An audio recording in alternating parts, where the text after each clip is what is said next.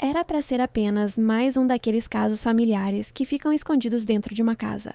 Conflitos, discussões, tensões que ninguém de fora realmente entende.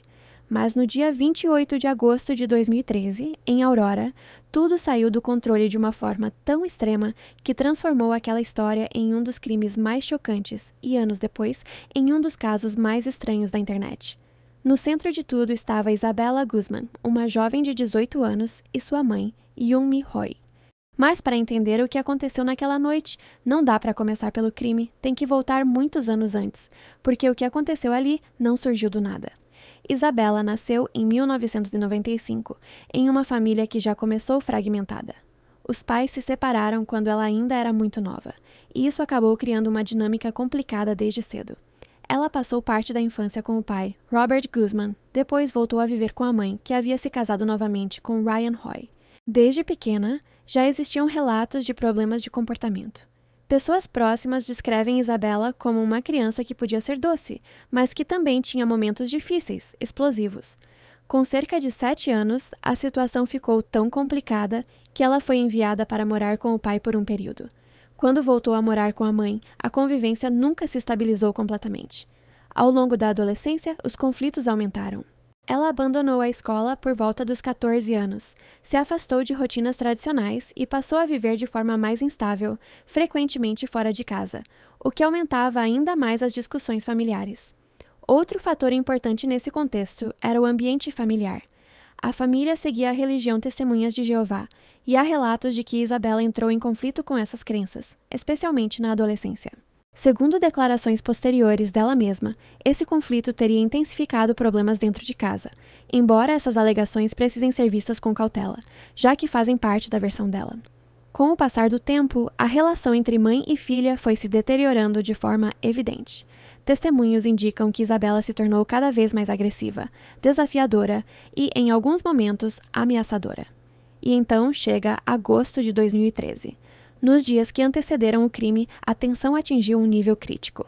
No dia 27 de agosto, mãe e filha tiveram uma discussão extremamente intensa, que terminou de forma simbólica e violenta. Isabella cuspiu no rosto da própria mãe. No dia seguinte, pela manhã, a situação piorou. Yoon-mi Roy recebeu um e-mail da filha com uma mensagem curta e direta, uma ameaça: "Você vai pagar." Aquilo não foi ignorado. Assustada, Yoon-mi Roy fez algo que mostra o nível de medo que já existia dentro daquela casa. Ela chamou a polícia. Os policiais foram até a residência e conversaram com Isabella. Ela foi advertida e ficou claro que, por ser maior de idade, poderia ser expulsa de casa se continuasse com aquele comportamento. Além disso, a mãe também chamou o pai biológico de Isabella para tentar intervir.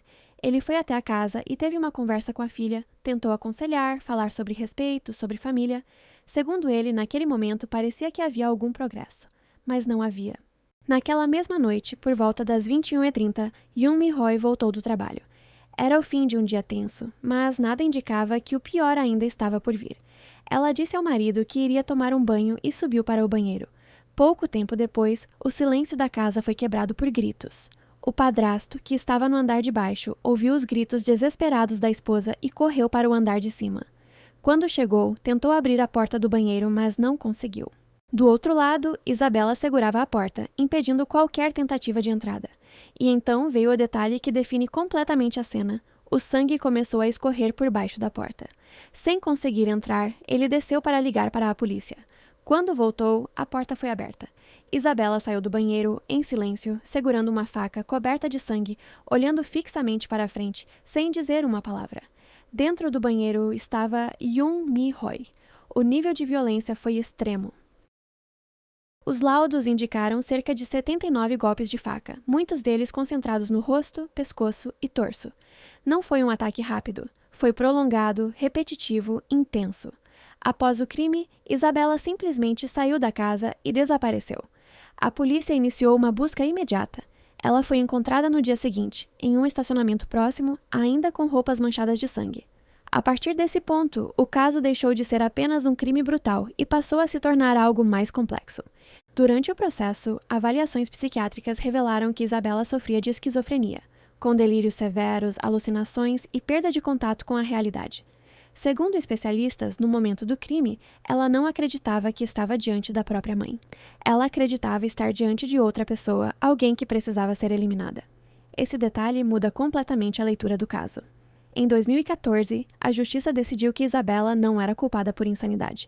Isso não significou liberdade, mas sim internação em um hospital psiquiátrico de segurança máxima, onde permaneceria por tempo indeterminado até que fosse considerada sem risco para si ou para os outros. E é aqui que a história toma um rumo ainda mais inesperado. Anos depois, quando o caso já parecia esquecido, algo aconteceu na internet. Vídeos antigos da audiência dela começaram a circular, especialmente em redes sociais como TikTok. Nessas imagens, Isabella aparece olhando diretamente para a câmera, fazendo expressões consideradas estranhas, sorrindo em momentos inapropriados, com um comportamento que muitas pessoas interpretaram como perturbador. E isso viralizou. Milhões de visualizações, edições com música, montagens, pessoas imitando suas expressões. Mas o mais chocante não foi só a viralização.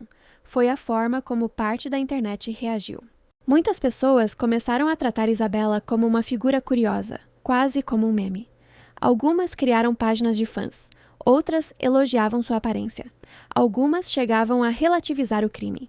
Isso gerou uma reação imediata de outro grupo, pessoas que viam aquilo como uma banalização de um assassinato extremamente violento, um apagamento da vítima, uma distorção completa da realidade.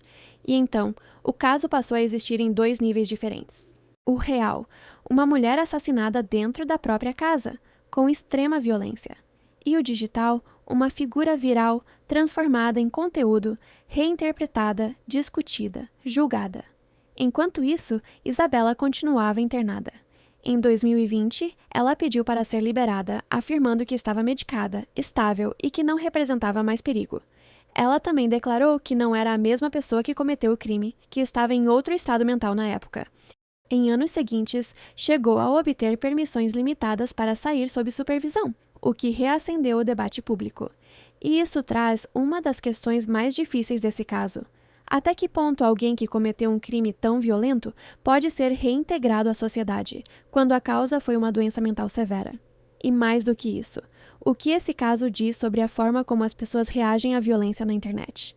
Porque, no fim, essa história não é só sobre o que aconteceu naquela noite.